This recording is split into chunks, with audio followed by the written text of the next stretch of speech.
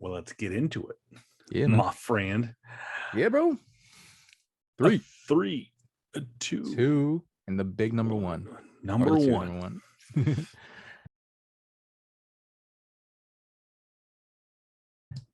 How is everyone doing this fine Thursday evening? Yes, Thursday, even though we should be recording on a Wednesday, but your boy has been kind of getting wonky on his sleep schedule, myself included.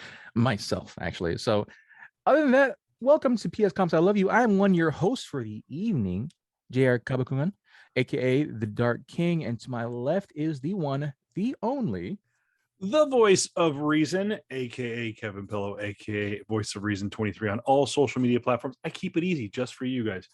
And welcome, as JR said, to PS Comics. I love you, the official pop culture podcast of KRP Broadcasting, and all kinds of new stuff going on there. We'll keep you posted. But like JR said, this is just a fun episode that we like to do. Real quick before we get into the business, I would like to say a special shout out. We have a new listener checking us out on Spotify, one of the many places that you can check out PS Comics I Love You in audio form. Yes, you can. And that is Spotify, in conjunction with Anchor. And I want to say hi to Nydia from Comic Asylum, one of the wonderful and great ladies that work there. Chick's just got an awesome staff. Yeah, she does. She knows I pick them. I got to say this, and all of them have heard this story, and so I have the okay to tell the story. Okay. An anonymous listener sent us a text DM, so to speak, via Instagram, and then poof, disappeared like as they say, a fart in the wind. And didn't even left no digital footprint behind, no at whatever, but just DM and said, hey, was listening to the podcast and heard you guys talk all the time about these comic book stores. Guy was from Palm Springs. Yep. Knew only of Interstellar. Okay. Loves Interstellar. Liked Adrian. Likes, I believe the guy's name is Steve. Yep. Likes both of them. Both have different ideas on the store. Hey, glad you're supporting. Had no idea. This anonymous listener had no idea there were 2 other stores in the valley. Went to visit Sid's, but, and no disrespect to George, apparently was not very thrilled with Desert Oasis, but you know, it is what it is. It is what it is. I get along with George. I think he's a great guy. Get along with Sid. He's the godfather. He is the comic book godfather here in the Coachella Valley. Everyone goes to him for help and stuff like that. Anyway, so this person ended up at Comic Asylum and went not once, not twice, but 3 separate times throughout the week because they wanted to see the experience they were getting. And they said they absolutely loved it. And Chick has told me this and said that there are some people that don't like going to Asylum because it's blatantly obvious who works there. It's an all-female staff. For those of you who've never noticed, throw Q out the window. JaVale doesn't count. Okay. JaVale does not count. Okay. JaVale really doesn't work at the Asylum. And I think he'll be the first to admit it. What's that? He kind of owns it, so he doesn't really need to work there. But I've always said, I've always asked JaVale who owns the Comic Asylum, and he'll point to Chick immediately. Yeah. And they're both the face of the store, no doubt about it. Anyways, so I tell Chick the story the other day that this guy comes in, and I wish I had like a face to go with it, but like I said, this person sent us a DM on Instagram and then deleted their account, and there's not even like a at so and so. That's weird.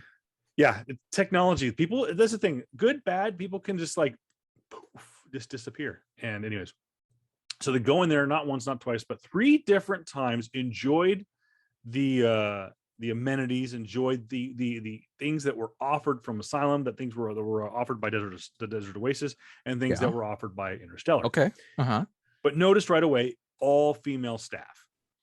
We've got Chick, we've got Anna, we've got Nydia. There's used to be Lucy.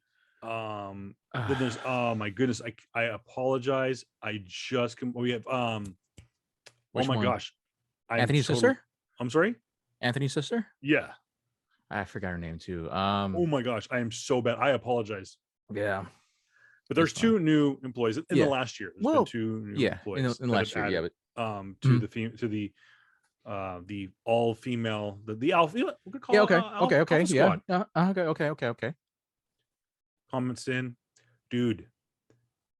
That staff is hot, and just went. I'm a permanent shopper, and I'm like, okay, glad that helped you out. Okay. But they followed back with like super knowledgeable. Yeah, loves everything about it. So if you're looking for an attractive and knowledgeable comic book staff here in the Coachella Valley, though Sid would disagree, go see Comic Asylum. Different strokes for different folks, people. Granted, go there with the right intentions. No, please. and everyone.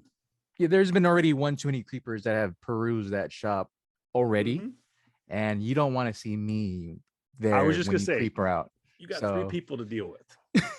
So there you go. A customer number 1 over there. Customer number 2 over here, and God forbid you have to visit. You have to get a visit from the Z-Man. That will not end well. Yeah. And then if you have to meet Maui, So ask Jim Lee.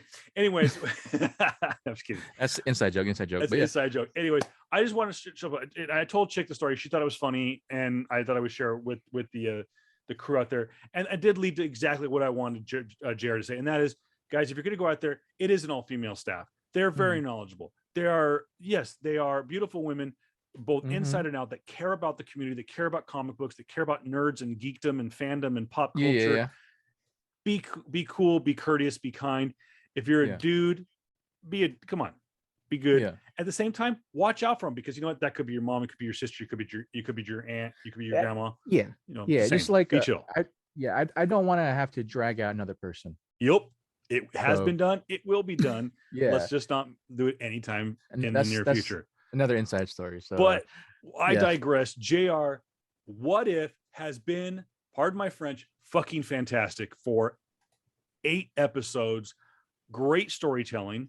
Maybe not perfect, but there's not, to me, in my opinion, has not been a bad episode. Yeah. This has been fun. It's made me re-believe in animation for adults. I know that you got things out there like obviously like Family Guy and stuff like that, and there's a bunch of anime. And dude, Star Wars Voices on Disney Plus right now. I have not started yet, but I've seen just the trailers and the previews and the reactions. It looks phenomenal. Told you. Again, it's the animation's budget has always been there. It's that when people think animation, they think kids stuff, right? And understandably so, I guess, cool. But like when you have Star Wars, not Star Wars, but when you had not just Star Wars Visions, but oh my gosh, my freaking when you had the Clone Wars for going on damn near 10 years, almost 8 years. Like that's been just carrying that freaking torch for animation forever. I mean, like you definitely see what you can do with CGI, with animation that honestly live action can't even have anywhere near assimilate, or can't even like specifically with this episode here. as a casual watcher, visually stunning episode. Incredibly visually stunning, high concept type of stuff, talking about like just battling through freaking multiverse, going through these concepts of just wanting to try to merge different high level concepts, as well as just like seeing someone basically eat a universe. That was which we will get to. So let's get right into it. We're gonna do a quick watch along style. I'm gonna go right now. Play right after it. If anything, too, man, we're gonna probably just go through the actual episode and just more so stick to like, what does this mean? Yeah. For the larger MCU. Now, and it is huge. Sorry, didn't mean to. Yeah. To kind of catch everybody up, if you've we have episodes 4, 5, 6, and 7 reviews available in the previous episode. The show we left off on was What If Thor Was an Only Child. We kind of saw our first real kind of stinger, maybe. We know that we had the Ego versus Peter Quill stinger at the end of the Guardians episode. But this one, or the last episode, we got to see our first stinger, which was Thor out in the middle of the desert, and he's approached by a Ultron army led by a Ultron Vision, so to speak, or Vision in an Ultron body, which we find out in this episode technically is not Vision. Mm-hmm. Let's go back, rewind as the show begins. We're going through the credits. Yato is talking, which, by the way, Jeffrey Wright. Oh my God, he's so good, so good. And I'm really looking forward to. I don't think the character's dead, but I'm looking forward to seeing him in the James Bond franchise. I know he's been the friend from Langley to 007. So I'm looking forward to him. He's a phenomenal actor, and he let it stretch in this one. So let's go. Let's talk a little history lesson. Go back to Age of Ultron, Avengers 2, so to speak. Yeah, we see Ultron who wants to build his perfect body. He has slowly but surely, as he said, as Tony said, gotten on the steroids a little bit as he progressed throughout the movie. His perfect being was a body made of vibranium. He steals it from Ulysses Claw earlier in the movie. He creates his most perfect body, and he's in this. It's in this cradle in South Korea with oh my God, just it's the usual cast characters. Yeah. Mm-hmm. Anyways, steals it. They Tony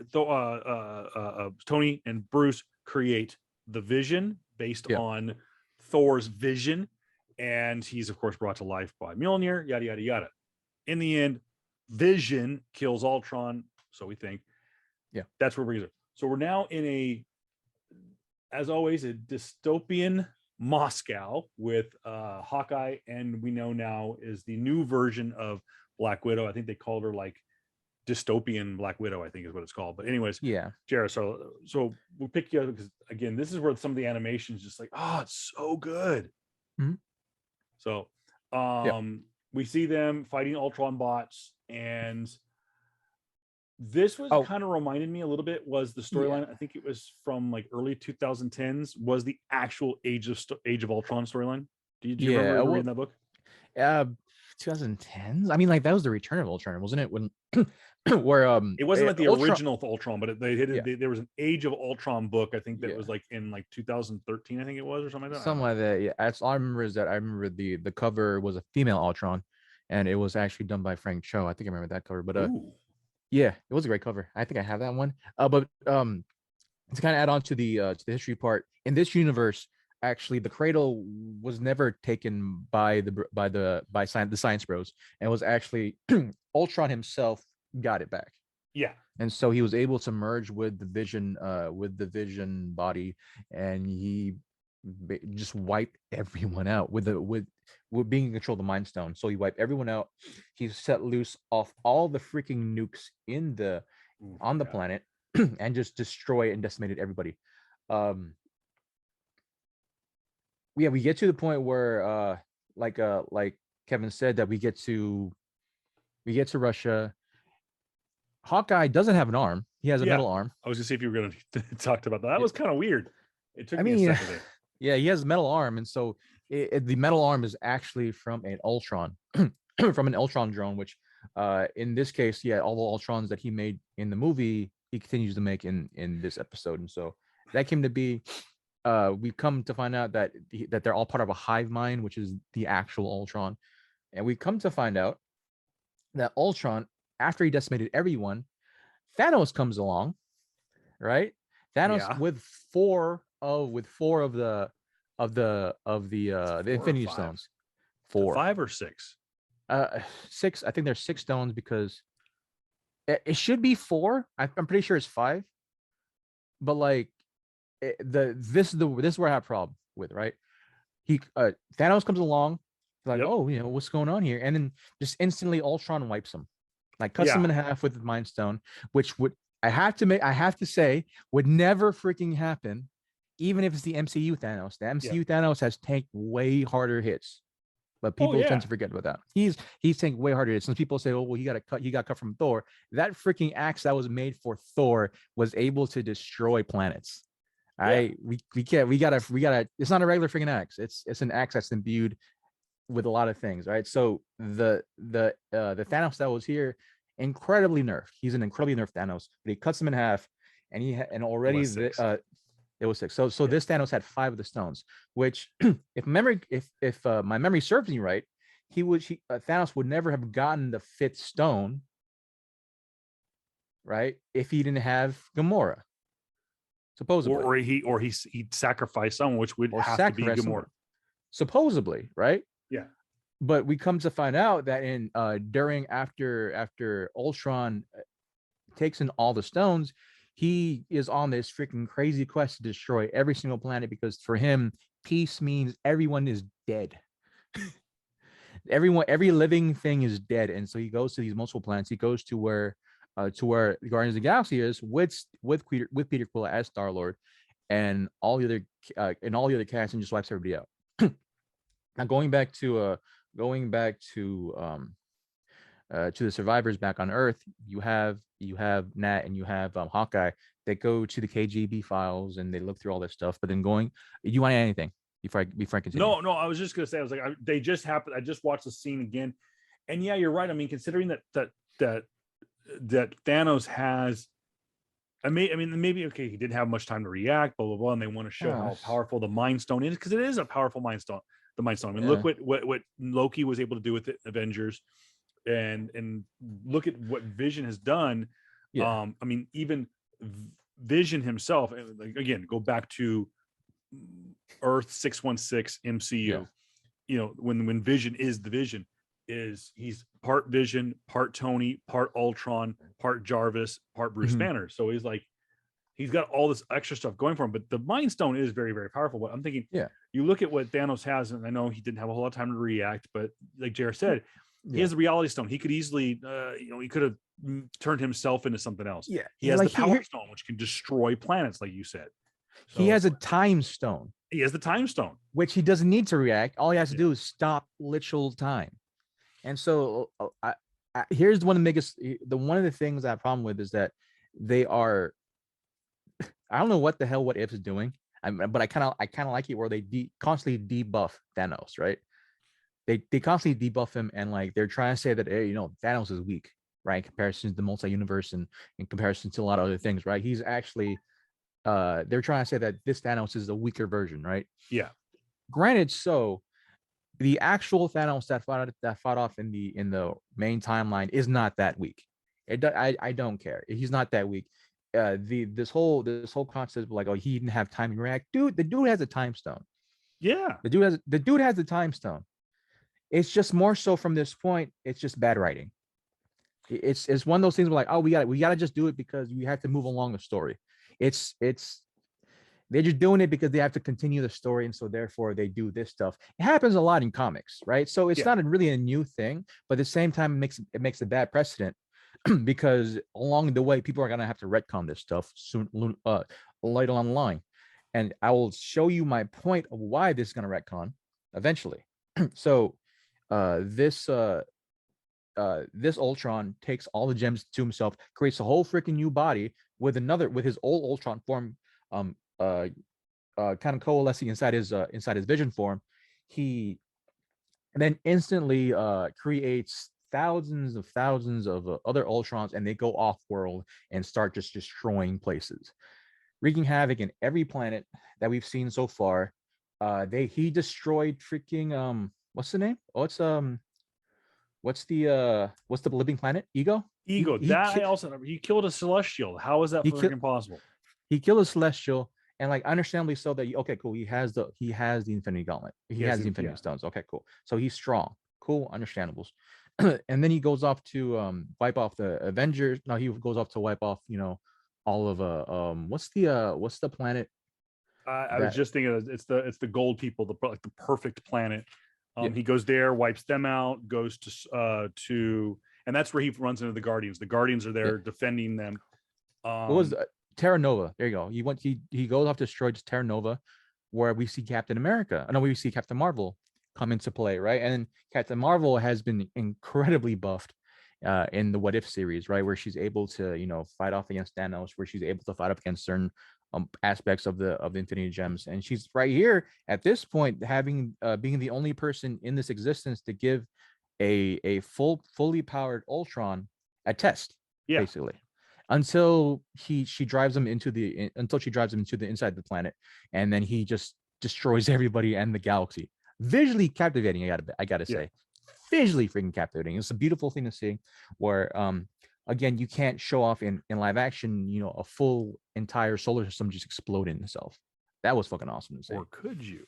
Challenge accepted for for the graphics department at Marvel Studios. I would gladly eat crow if we saw that happen. I mean, like, if anything, Kang can probably show us what's up, but at the same time, like, the closest they came to it, for those who haven't watched it, shame on you. It's actually a really good series and really kind of taps in to kind of classic Marvel storytelling. Just goes for it when it comes to the level of reality, and that's Agents of S.H.I.E.L.D.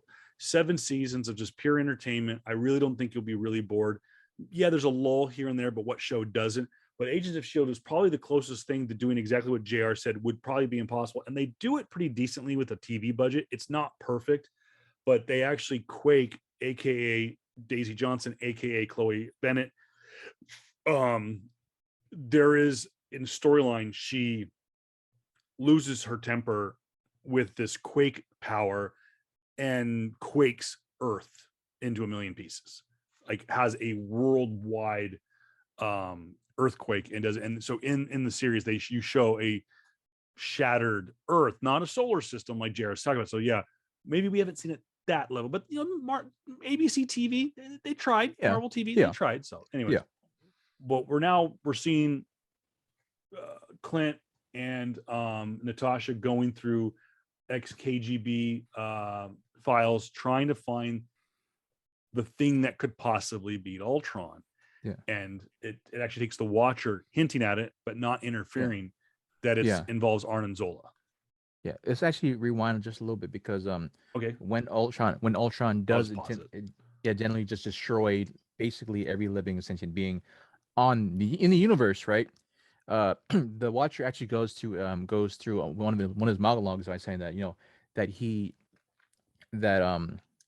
Ultron, he has done his purpose, basically, right? And now that he's done his purpose, he is now something that, that's it for him, right? And then at that point, Ultron is then privy to the existence of the Watcher, which is again something that was hinted at throughout the whole series. You saw that with Doctor Strange, or a certain version of Doctor Strange, where is able to see the Watcher. And again, like, this is a crazy feat to have. This is a crazy show of like omniscience to have, where you're able to see basically God.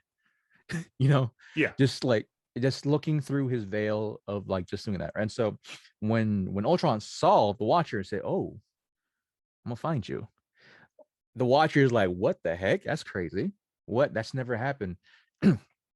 And you see the Watcher, then he has to somewhat go into a mode of like, I have to do something now, to a certain extent. Yeah. Like, even though he can't necessarily have his own hand in the thing, he has to somewhat guide people to do so. And so we get to the scene where we have Nat and we have Clint in the KGB records room, which I think Clint says, it makes an offhand remark about, "Oh, have you ever seen Raiders of the Lost Ark?" Right? And it's because the KGB office looks like the end scene of Raiders of the Lost Ark. So that was freaking cool to see. But go ahead, continue. All right, so that's where we're at, and it started me thinking, like, okay, what does Arnim Zola have to do with Ultron and stuff like that? And it looks like we're not going to see it, but somehow, some way, Natasha stumbles upon it without the interference of Uatu. And it should be noted that the character has never been directly named Uatu. It's just referred to, "I am the Watcher. I see all." But it's hinted at that, and even in the comic books, Uatu was always just referred to, even though there are multiple, was just referred to as the Watcher. And so in this movie, albeit brief, during wink, spoiler alert, the fight between Ultron and Uatu, I believe Ultron says the name. Yeah. In kind of his cries. But like I said, we do see Arnim Zola found by Natasha. And I will say, for a moment, though, I like the representation of Arnim Zola in the Marvel Cinematic Universe. He did not get the full Marvel Comics treatment with the actual walking body, kind of creepily, with the TV in the middle and stuff like that, and the disembodied head, almost kind of like what was the guy's name? Brain from Teenage Mutant Ninja Turtles. Whatever the thing was. But I thought we were going to get that in this, but we don't. We do get to see Arnim Zola get passed on to another body. He actually does take on an Ultron bot. But in this, we do see Ultron finally find a way to break through kind of the crystal prism that the Watcher kind of hides himself in, very similar to the mirror dimension that we see hinted in Doctor Strange 1. But we see the two of them begin what ends up being almost an episode long epic battle between the Watcher and Ultron, for lack of a better word, Vision Ultron. But we find out, our heroes, Hawkeye and one-armed Hawkeye and destitute Natasha, stumble upon yet another computer, not nearly as ancient. We're looking more like 1997 Hewlett Packard, maybe Dell, and a new version of Arnim Zola. And they kind of hint at that, hey, this is it, buddy. This computer destroys, your legacy is gone for good. And of course, as always, we do get to hear the iconic voice of Arnim Zola, which is done by Toby Jones. And by the way, too, the ever so fabulous, ever so multifaceted talent, Lake Bell returns as the voice of Natasha Romanoff. Good news, bad news. Bad news is Lake Bell's career as Natasha Romanoff might be coming to an end. Good news is Disney and Scarlett Johansson settled, no terms disclosed. Sure, there's a nice fat NDA because of that.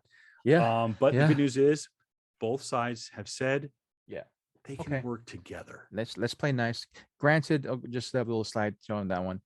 Disney will never say that they were wrong, and Scarlett will never say that she was wrong either. Which is fine. Let's move along to making some money.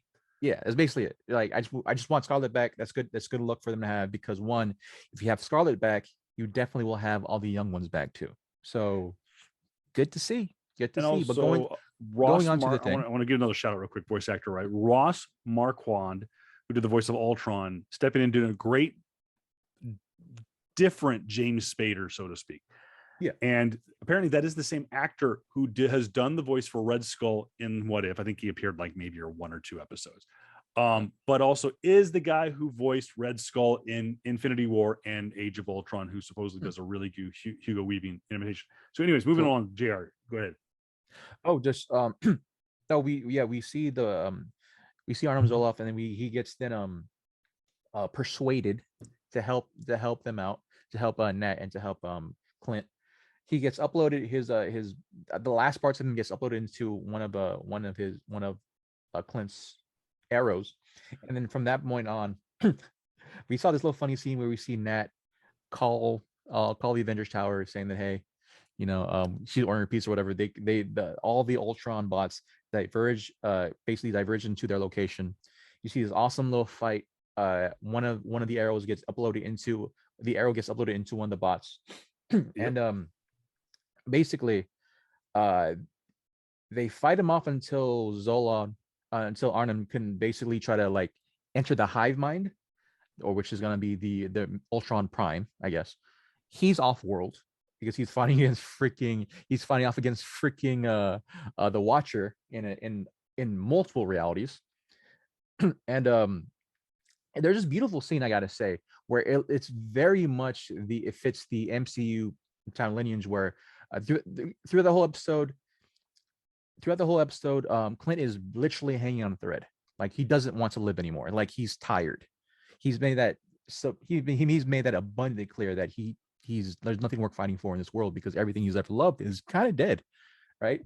Everyone's dead, everyone's passing, so he doesn't want to really fight. And so there's this beautiful moment where we have the scene where in Endgame we have Nat, we see Clint trying to hold on to Nat to not sacrifice himself. Yeah. The opposite happens, where you have Nat holding on to Clint, or Clint holding on to Nat because she doesn't want him to die. Exactly. And Clint's like, I'm tired, just let me go.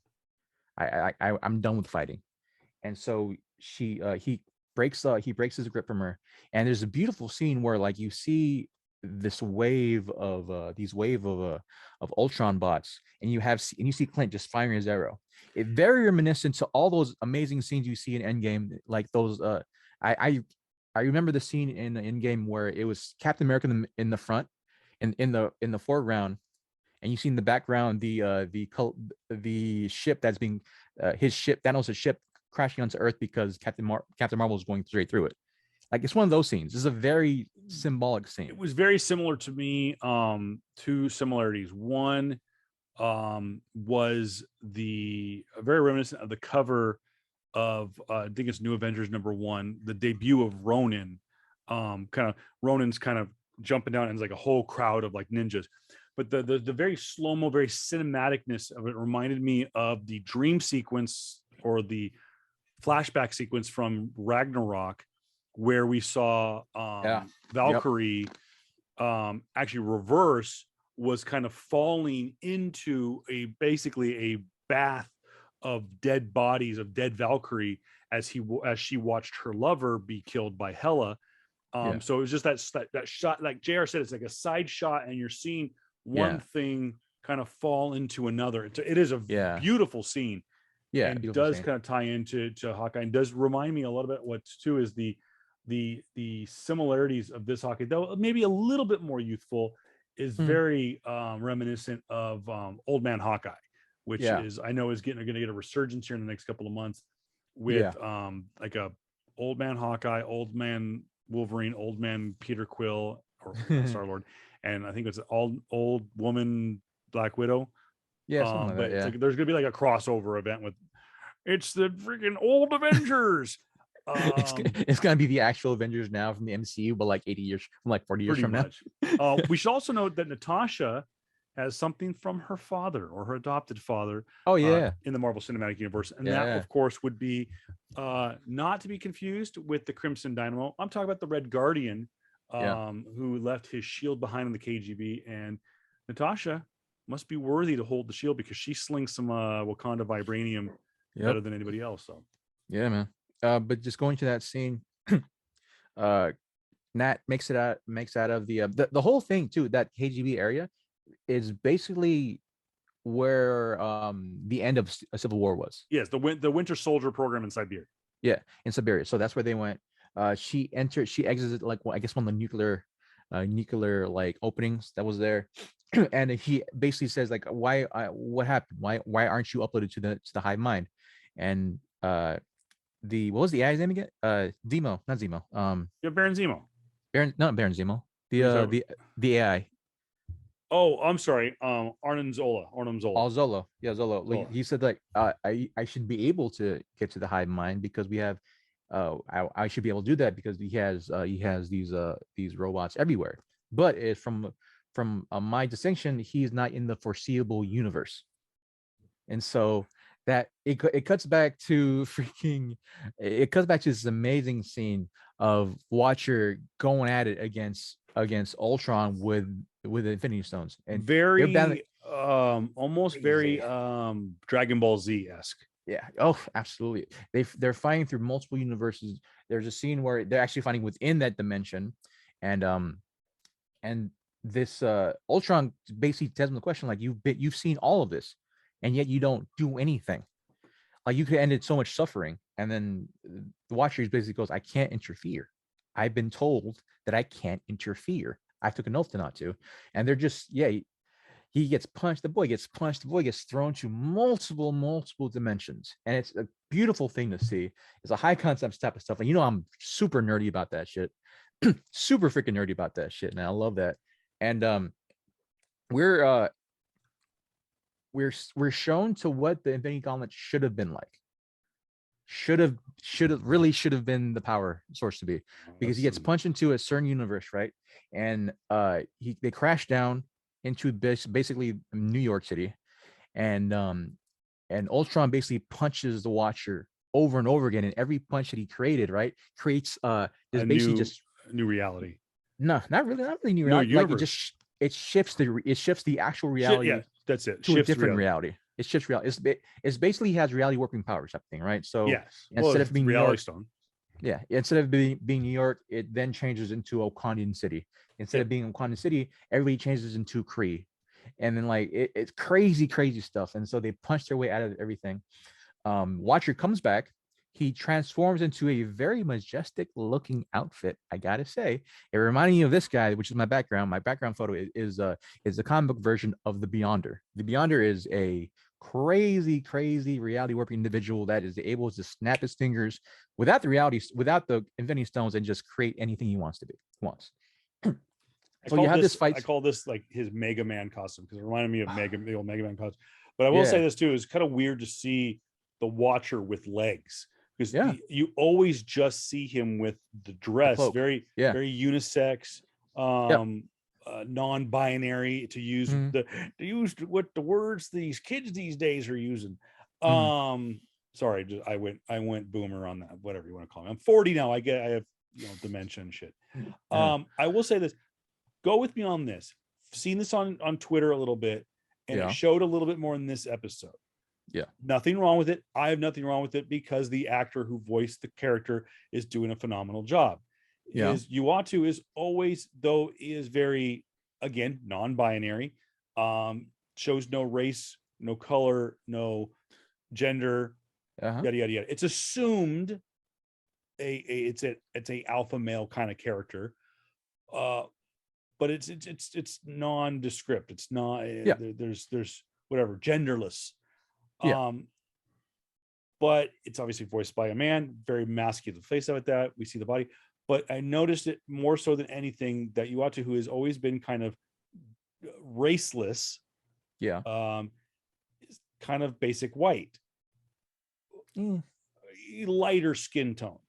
But it is pretty obvious that Uatu in this episode is drawn darker to match Jeffrey Wright. I've seen some people complain about it online. Your opinion on the skin tone of Uatu? Doesn't really bother me. It does. Same here. It's like, it's one of those things where, like, we're gonna go on a different topic if we go into that one. It's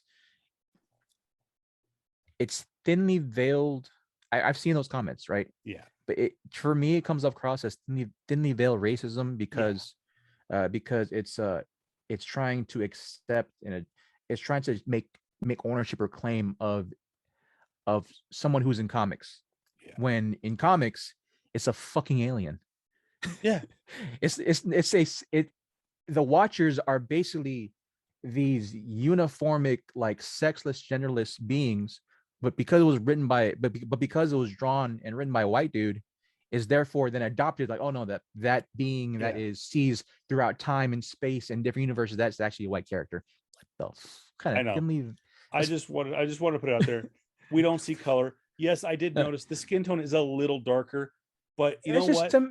Who cares? That's just to match the freaking voice actor. Whatever. Yeah, that's great, because, like, if you could put Jeffrey Wright in a costume and make him a live action, they're not going to. Uatu in live action canon has appeared in Guardians of the Galaxy Volume 2 is in the form of these giant, again, as they should be, almost 2-3 times larger than a human being, CG characters. I think there was 4 Watchers in Guardians of the Galaxy Volume 2. It was, by the way, unfortunately put to rest is the theory that Stan Lee was Uatu, but it is never been unconfirmed that he wasn't in fact a Watcher. So there was always a fan theory that James Gunn appreciated and adopted, that Stan Lee, in his infinite cameos across all Marvel movies, including Big Hero 6, he has appeared in all these. And so there's a fan theory that said he was Uatu, the Watcher, that he watched the different multiverses, and it was assumed like the Fox universe was one verse, so on. So anyways, it's just like that whole freaking thing, the whole race thing, it's like just bothersome. I was just like, get over it. Quit it's like, are y'all motherfuckers mad that freaking Vision has a British accent then? Because if Vision was made by a white dude, if Vision was made by an American, by 2 Americans, why does he have a fucking British accent type of shit, right? Like, what kind of dumbass, like, thinking is that? But that's neither here nor there. Like, it does, dude. The dude's a freaking alien sentient, like a higher versal sentient being. Who cares? Exactly. Who freaking cares? It's a being that should have helped, didn't help, and now in this form is being rectified by basically getting his ass whooped by a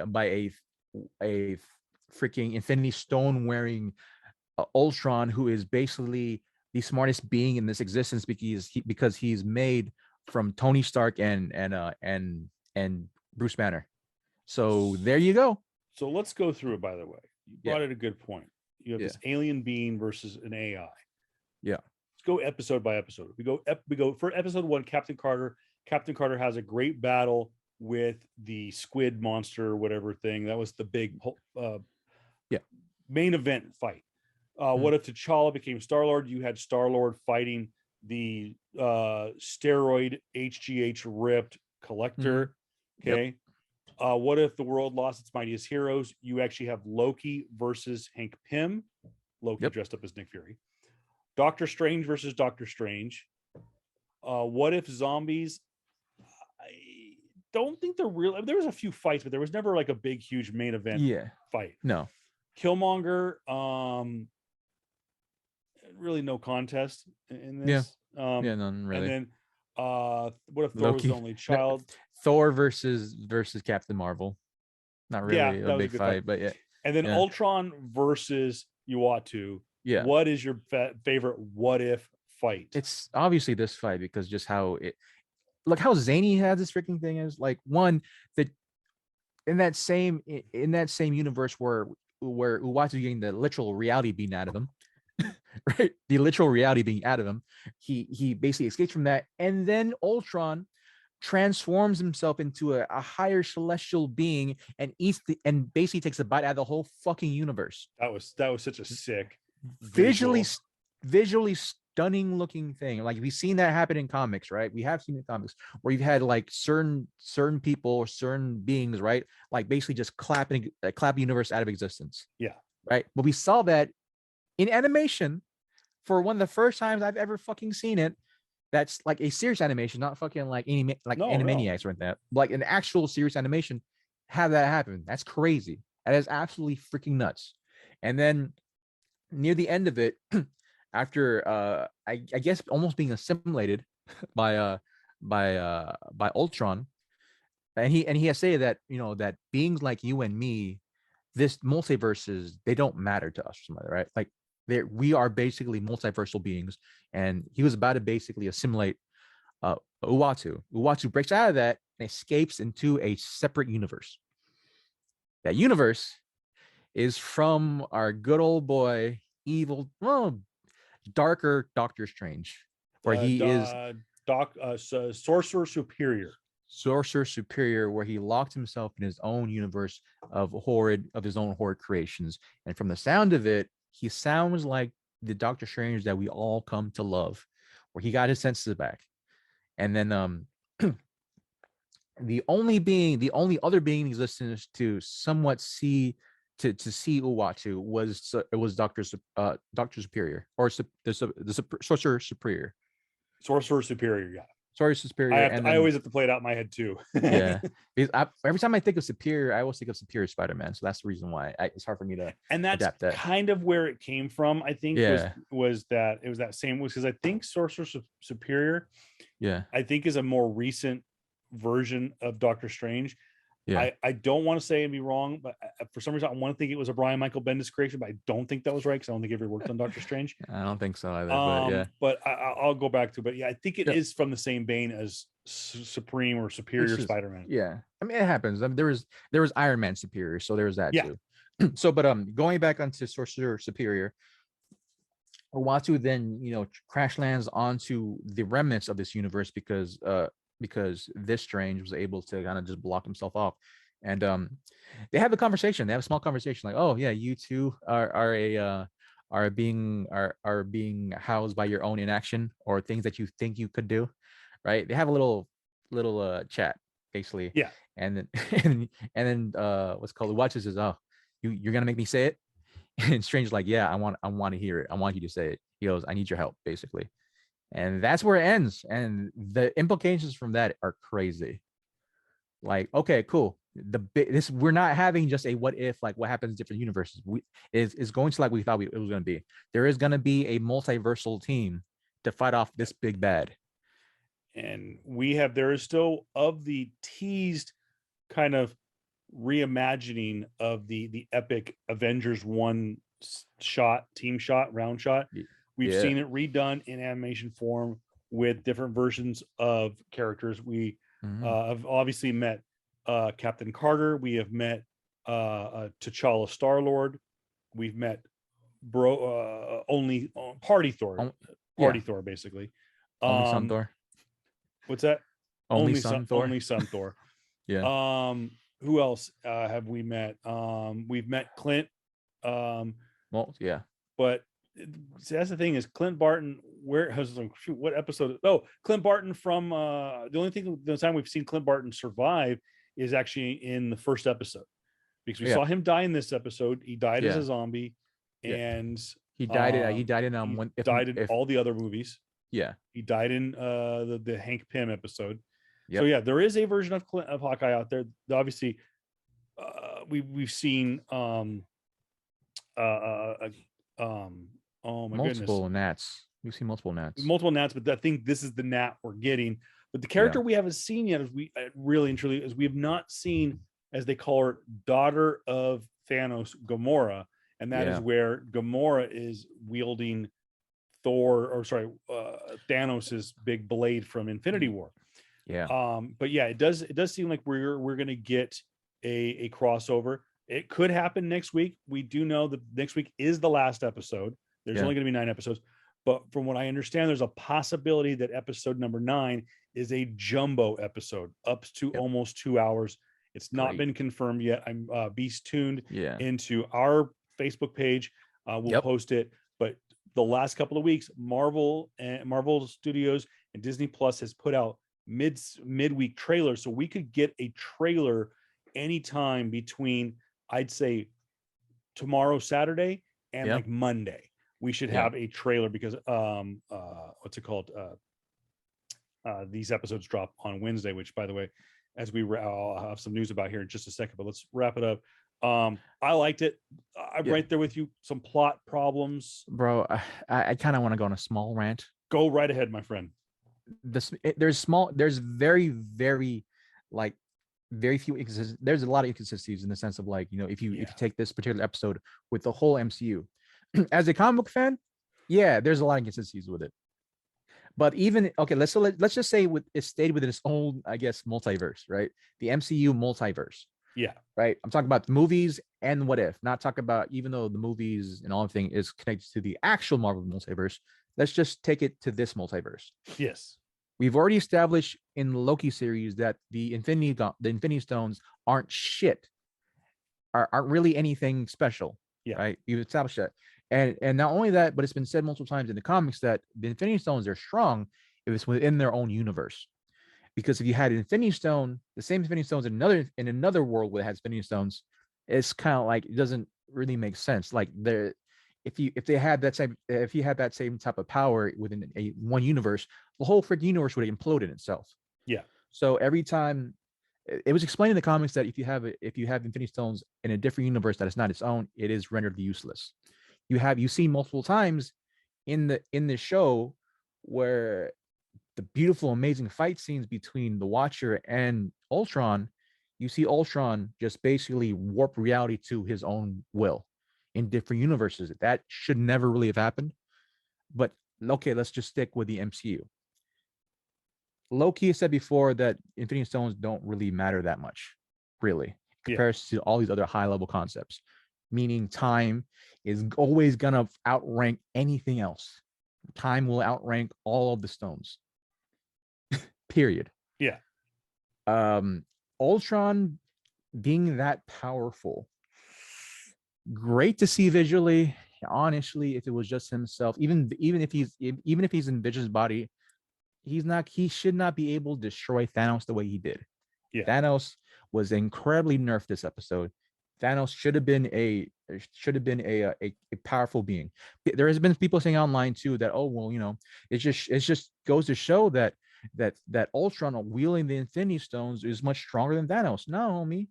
the reason why Thanos was just kind of like the reason why his arm was all messed up too is because he snapped everything out of existence. What Ultron did was basically go to every planet that had people and destroy it himself. Yeah. While Thanos just like snapped every like half of existence, half of universe out of existence. That's a crazier feat to see. And I think they've really taken the credence that the multiverse is an infinite amount of different creations. So it's just I get from an overall standpoint, like, and I was right there. I was like, wow, they just like that, just like freaking bitch slapped freaking Thanos.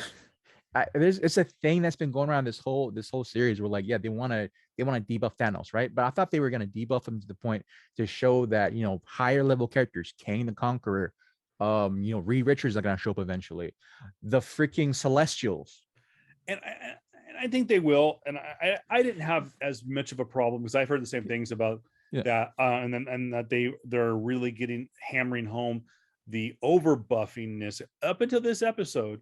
The overbuff, to use your phrase, of Captain Marvel. Captain Marvel was they always constantly overbuff her to the point where like, all right, cool, I understand what you're going at. You're trying to prop her up to be, the character that will then the person that will then helm the next 10 years of Marvel. Yeah, it was supposed to go to Chadwick, and not going to Chadwick anymore because sadly we've lost the king himself. But here we are, and like it's. When the Fantastic Four comes, and if they ever show Franklin, we already will see the strongest character in the MCU. Yeah, and not only that, but Scarlet wasn't there, the actual Scarlet Witch, and because the actual Scarlet Witch is comparable to a fully a Infinity Gauntlet, basically. Yeah, like again, power scaling is so weird in this series, man. So like for me as a fan of one, comics, and two, proper power scaling, it was a very love-hate relationship with me with this particular episode. I loved it because it's visually stunning, visually appealing, but bro, there were some issues. Oh, absolutely. The inconsistent, like, bro, if somehow, some way we get fucking the AI to upload himself to freaking Ultron and he takes him over, come on. You're telling me, okay, so because here's my theory. What's it? Zoloff? Arnim Zola. Arnim Zolo. Zola. Whatever. If somehow freaking Nat brings this Zolo to wherever the hell Ultron is in the universe, right? And then overwrites his freaking AI system. You're telling me that this celestial, this crazy multiversal being that was able to traverse multiple freaking realities and beat the Watcher is then beaten because his AI system got written out? I'm a freaking go crazy. Like, dude, what kind of ass pull is that? You're telling me that a being that's equivalent to a fucking god now is going to get beaten because his AI system got overridden? But that's the thing about Ultron was... And that was the thing, was like, I don't think in the Marvel Cinematic Universe, in the mainline Marvel Cinematic Universe, that Ultron is 110% dead. Okay. Yes. Yeah. Vision with one Infinity Stone defeated, quote unquote, defeated Ultron. But it has been proven that just as Thanos could go like this and snap out half of existence. Yeah. Like this, we know that Ultron can beam his consciousness to another piece of technology as long as it's, quote, on the net. And that was it was proven while I get that point, but just hear me out. I got it. It would be like prime Brock Lesnar from 2005 getting beaten by the Hurricane because he's unable to counteract the Hurricane's final move. Hey, don't mess with Gregory Helms, bro. Makes no fucking sense. And it's just a huge ass pull. That would be like the Los Angeles Lakers. The full-on Los Angeles Lakers, right? Like every Hall of Fame basketball player that's ever graced that freaking team, one squad, and they get beaten by high schoolers. Could happen. I mean, come on, let's let's put it this way. Remember, at one point there were 2 high schoolers that played on that team. Wasn't you got Kobe and Nick? Didn't Nick Van Exel come out of freaking high school? He did it, but like it's just it. I know. It's just No, like, no, I got you. It's, that's the problem about building a character so large that they can't be beat. Thanos should not be able to be cut right in half. Okay, but at the same time, you've built the Mind Stone is up here. Okay, and it is that tug of war, and that's the it just you have to know your product, and that's the problem we talked about on our main podcast earlier this week. Is why a lot of times sequels are worse than the original. Yep. We see a movie and go, God dang, that's a great movie. I hope they make another one. They make another one. God, don't make another one. They should have made it. And it's why I'm so worried about Doctor Strange 2, because Doctor Strange 1 was phenomenal. And we use it as an example. Go back and listen to our podcast because we talk about The Matrix. Mm-hmm. And what happened with The Matrix? The Matrix was a high budget indie film that got an insane summer 4th of July weekend blockbuster budget and wasted it on unnecessary CGI and forgot how to tell a story. And that's the problem that I have with sequels, is that they take characters like Vision, like Ultron, a thing like the Mind Stone, and they just go, oh shit, where do we go from here? Yeah, it's like horrible power scaling. Like, okay, just one last. Remember watching the original Superman cartoon? Not the original, but like the ones in the early 2000s and 90s. Yeah. Right, which before Justice League happened. Right, within that time frame. Remember how strong Superman was in that show? Oh yeah, like he should be. He should be. They remember that time where what's that one girl, the girl who can basically create electricity. Oh hell! Now you're making me think, JR. Remember that episode where she took Superman down because Superman was weak to electricity? Exactly. My point. You have to go and you got to get creative. And that's why the problem that people had with Suicide Squad. The Suicide Squad was you had a character like Bloodsport, who was maybe not an A-list, but a B-list villain of Superman. Yeah. You're going, wait a minute, this guy's a human being, has no superpower. How does he beat Superman? How the fuck do you think he beat Superman? With a kryptonite bullet or a kryptonite nunchucks or whatever? You know, that's why I was like they weave it in and out. That's what one of the things I did like about Batman versus Superman was people go like, how does Batman beat Superman? With kryptonite. How did Lex Luthor beat him? Come on. How did Doomsday beat him, other than being a big motherfucker and just beat him to crap until the sun couldn't recharge him? I get it. There's one thing debating Superman with his weakness, his actual weakness. Then there's another thing debating with just fucking lightning, electricity. Oh, I'm right there with you. It's like writers, you can do it the right way.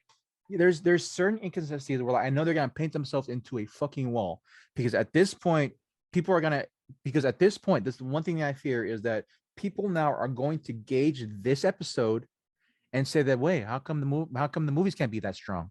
We just saw Ultron eat a universe. Why can't they do that in the movies? Yep.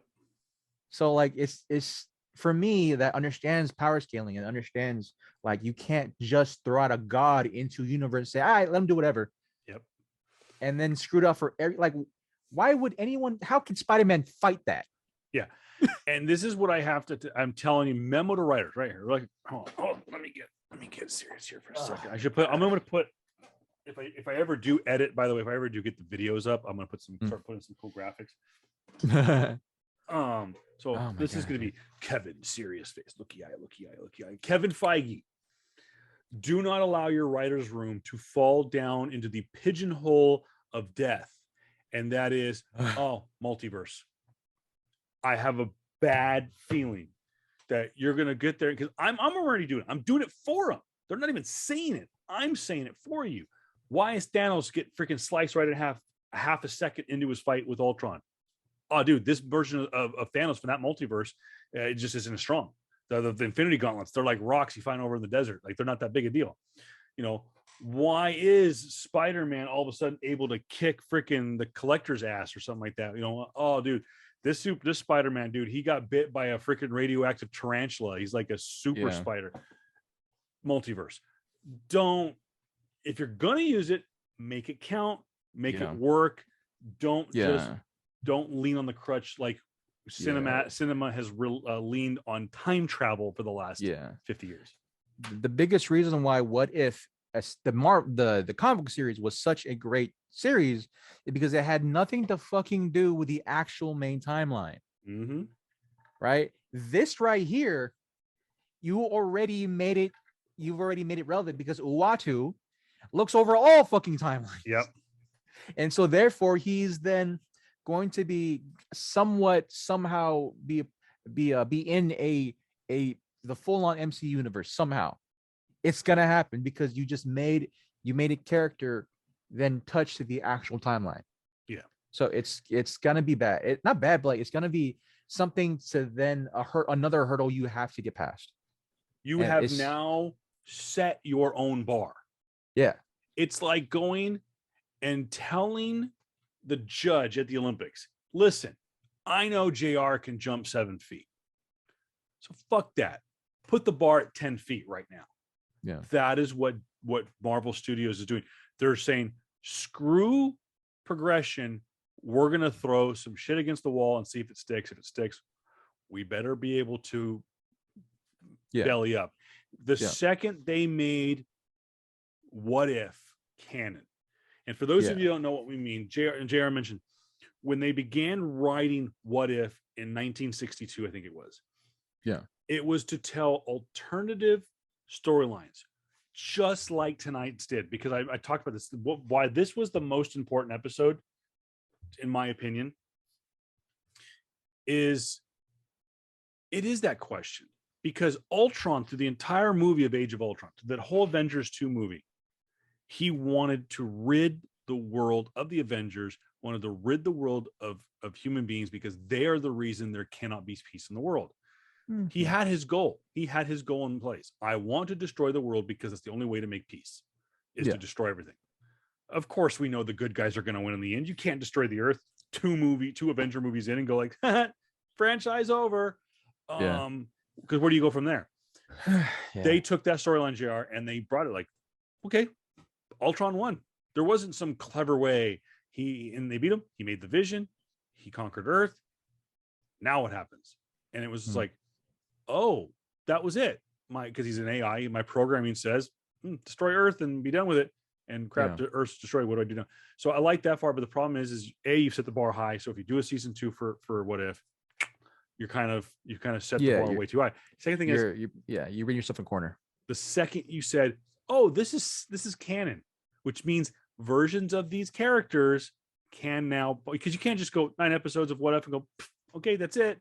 They're only going to exist in this show. No, that was the whole point of making the Disney shows, of making Hawkeye, Loki, WandaVision, Falcon and the Winter Soldier, inevitably Moon Knight, so on and so forth, is they interact and they cross paths and whatnot.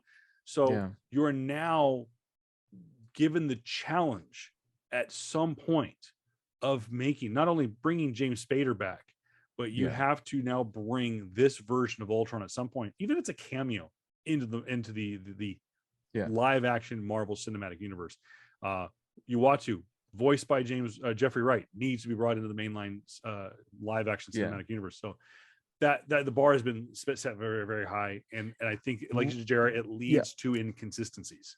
We're gonna see Sorcerer Superior in the mainline universe against himself, like possibly. It's possible. It's a lot of these theory that things. we've already seen him in live action. Yeah, that is who we saw in Spider-Man with no cape. Yeah, so you have a lot of these inconsistencies. Be like, again, people are gonna I have harped about power scaling, for the term power scaling. Like, oh, what does that matter? What does that matter? It matters a lot. It matters a hell of a lot, because that's the reason why. Like, it would be weird if Rhodey, right, without his suit, defeated Thanos. with his fist. Exactly. With this, that would be weird, right? Yeah. Power scaling. Well, how does that happen? Why couldn't Captain America? Why couldn't freaking someone else defeat Thanos with their fist, right?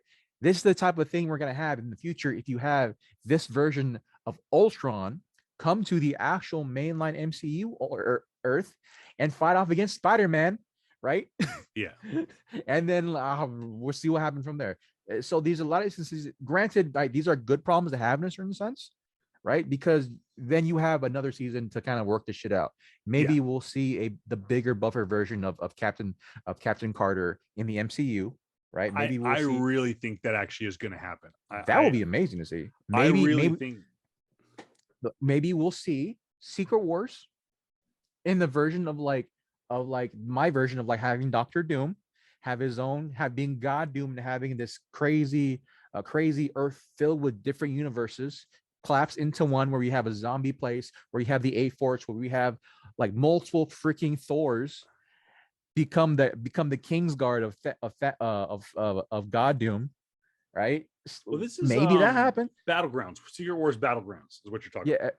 Was it back? No, I think it was Battlegrounds because Doctor Doom oversaw that. It was a multiversal planet. It was that all the multiverses collapsed on one another, and you had all the different versions of the self, and they battled to become who became the superior. And then there was a one main Earth, and now there is a multiverse because America Chavez can pass between them. Yeah, it was weird. Yeah, that was Secret Wars going up into it, right? I think Battlegrounds was the outcome after Secret Wars. So like maybe that could happen possibly, because that'd be freaking awesome to see. Because I would get the Russos back.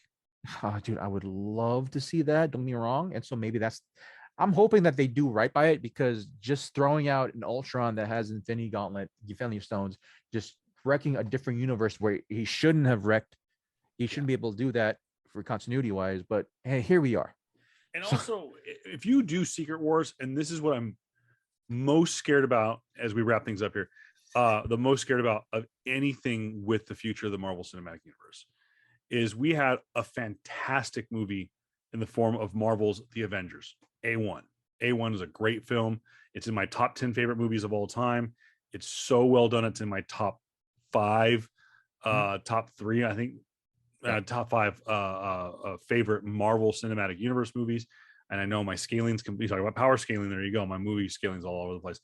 But A2 was such a huge drop off. I think that what's his name, the writer and the director.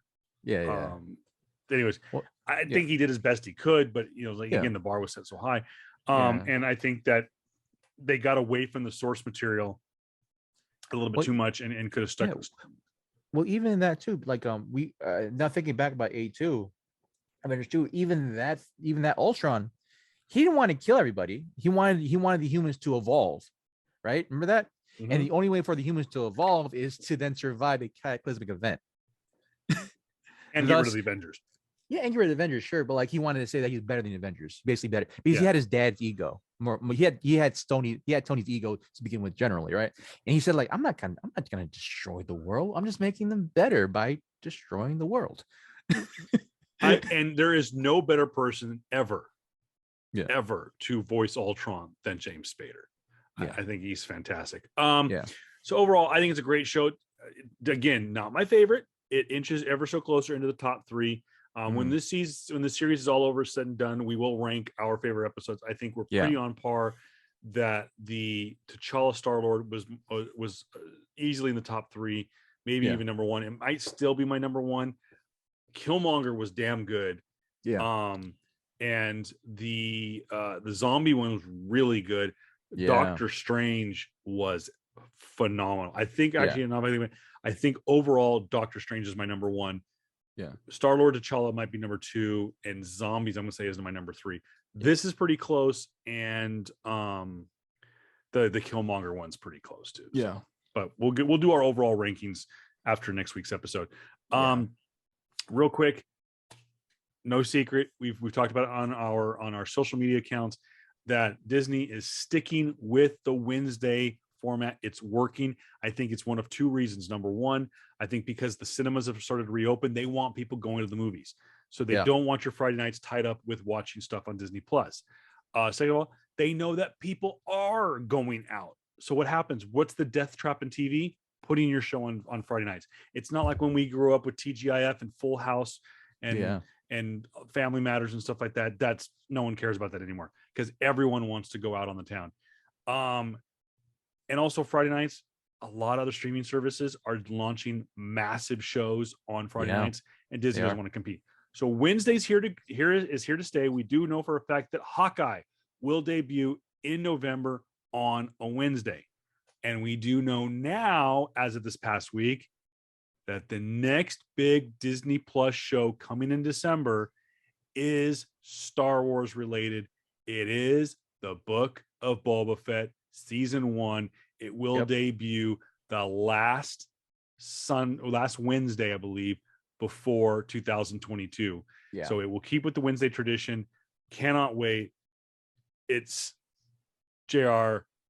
It's beginning to look a lot like Christmas as we inch ever so close to Hawkeye and Boba Fett. What are you looking forward to more, Boba Fett or Hawkeye? Probably Boba Fett. I think so. Boba Fett too. Because where direction are they going to go with the character? What direction are they going to go with the Mandalorian? Who are they going to introduce? Who are they going to introduce in the series? And it should be noted again, for those of you who are asking, no, this is not season 3 of the Mandalorian. What is shaping up to possibly be the final season of the Mandalorian season 3 is in production and is looking at a probably late to winter, maybe early spring, maybe mid-spring release next year. Because they've really John Favreau's got it down pat. They've cranked out those shows quick. They know they're on a time crunch. And we're also going to see, we're definitely going to see Miss Marvel, and we're going to see Moon Knight probably next for Marvel. Anything in closing, my friend? Don't write yourself in a corner. Yes. Don't write yourself in a corner, especially when you have an established franchise. I will leave you with this. We're going to talk about this on Sunday. Yeah. Because this is a pop culture show, not just about comics, it's pop culture. Yeah. And though there are certain aspects of pop culture that blend with sports, and we are sports fans. We talked about that last week. Yeah. I'm going to leave you with something that was announced today. And hopefully I the right picture because I'm just totally just lost what I was looking for. Oh, there it is. Hopefully it comes out. Something was announced today. We'll leave you with this. This is real. Oh my god! For those who are listening to us on our other broadcasts, for those who are listening to us on our other streaming platforms, right? Not YouTube. What my friend here has posted, my awesome co-host here posted up, is the next Super Bowl halftime show, which is gonna freaking feature Eminem, Dr. Dre, Snoop Dogg, Mary J. Blige, and Kendrick Lamar. Yeah, this is gonna be epic. And for those of you, come on, you know who Dre is, you know who Eminem is, you know who Snoop Dogg is. For those who don't know who Mary J. Blige is, she is the shame on you. She is the hip hop queen of R&B. Yeah, and Fugees. Come on, guys. She wasn't Fugees. That's a different person. She came out at the same time as Fugees. Okay. No, she did she. Trust me, you just Google or go on Apple Music or go to Spotify and look up Mary J. Blige. Shame on me then, goddamn. And that is, oh my gosh, why can't I think of her name? Lauryn Hill. Mary J. Blige. Lauryn Hill was Fuji. She was the main. She was the lead singer. Had dreadlocks and everything. That's right. Yeah. Mary J. Blige though is the voice. I would put her up there. I'm gonna say it right now. I'm gonna say I would put it up there with like a Mariah, just iconic sounding voice in R&B, hip hop, and smooth anything. That's because her voice is she is silk. And Kendrick Lamar, you know him. He, I believe, if I'm not mistaken, was the producer for the Black Panther soundtrack. Yeah, if I'm not mistaken. Kendrick Lamar is one of the most prolific rappers of the current generation. He's like he's definitely on that. If you're talking about like he did help out on the Black Panther. I'm The Black almost Panther positive he album. was the one that like they're like, here, pick the lineup, and they're like, all right, cool. It's Kendrick Lamar. Like he's one of the current kings of hip hop right now. If we're talking about like actual hip hop, you know, those who not just have a beat, but also when they rap about actual shit. Yeah. So let's just put it this way: if he's being mentioned in the same sentence as Eminem, Dr. Dre, and Snoop Dogg, guys who, let's say it, along with Tupac and maybe Biggie, and that's all I can think of off the top of my head, really. I know I'm the white guy picking rappers, but Dre and Snoop Dogg are Hall of Famers. They're Mount Rushmore of hip hop artists. Yeah. Eminem deserves mentioning because he turned the game on its freaking head at the end of the 90s, just like Dre and just like Snoop did back in the 80s and the early 90s. So I want to talk about it more. If we're honest, Eminem is the reason why hip hop is as popular as it is today, in the sense of like why it still has life. People aren't gonna like, sure, him being white is definitely a big part of it, but at the same time, he had the dude still has freaking skills. And he's still my favorite. He's still my best rapper of all time, just because of longevity. People still give it to people give it to Biggie, people give it to Tupac, but like as longevity and like what he actually meant to the rap game, to hip hop game, can still sell out a shitty album. God, and he'll be the first to, you know, the sign of a good artist. He'll go like, I'm sorry, sorry, that album was dog shit. Yeah, and if I could give you, still sold shit platinum, and fans are going like, fans are like, still better than half the crap out there. So I want to get into it. This is massive. The Super Bowl is all about pop culture, and this is right here. And I think this is going back to the early 2000s, when MTV was producing it, when MTV actually cared about music and was producing it. This is going back to what it's a little bit of like old school with a little bit of like, okay, we got to bring in that fresh audience. Okay. We want to throw AC/DC out there, but not everyone likes rock. Okay. Yeah. And because between these five artists, they can rock. Dre gets it. Yeah. It's been a hot minute since the Super Bowl actually had just a full-on rap lineup. Yeah. It's been a hot minute. It's been a hot minute. And they are on a hot streak right now because The Weeknd did this past Super Bowl. Yeah. J-Lo and Shakira literally burnt down the Super Bowl halftime show with the heat they brought the following season. Yeah. Both of them showing that they still got it. Yeah. You know, J-Lo at 50 and Shakira just nearly turned 40. Yeah. They're on a hot streak. Before that was Maroon 5. We don't give a shit. Bruno Mars. I think before that, Bruno Mars rocked the fucking house. Let's just go with this. Yeah. I'm just throwing it out there. We'll end on this. Yeah. Rams Raiders Super Bowl, Sophie Stadium, February of 2022. Freaking the new NWA rocking the halftime. Bro, that would be fucking crazy. Comment. Well, we're at it on this episode. Let us know in the comments below what you thought of episode number 8 of What If. Comment in the section below, or next week's episode, comment in the section below. Do you think the hologram of Tupac Shakur will make a debut at the Super Bowl halftime show? Will he be resurrected from his appearance at Coachella Fest some 5 years ago? Let us know in the comments below.